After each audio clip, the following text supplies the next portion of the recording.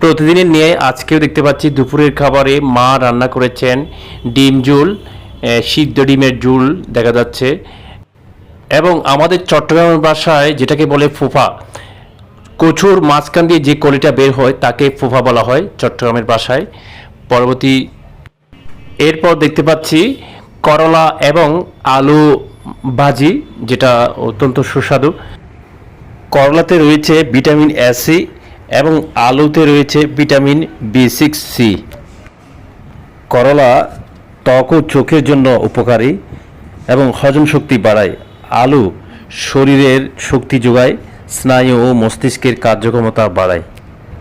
এরপর সিদ্ধ ডিম, vitamin A, D, E, B12, B2। ডিমে আছে পেশি গঠনে সহায়ক, প্রোটিন সমৃদ্ধ, চোখের স্বাস্থ্যের জন্য উপকারী। আলুর চাটনি, আলু শরীরের শক্তি যোগায়, স্নায়ু এবং মস্তিষ্কের কার্যক্ষমতা বাড়ায়। কচুর পোপা, ভিটামিন সি। কচুর পোপা হাড় ও দাঁত মজবুত করে, রোগ প্রতিরোধ ক্ষমতা বাড়ায়। এবং সাথে নিয়েছি ভাত, ভাতে রয়েছে ভিটামিন B1, B3, B6।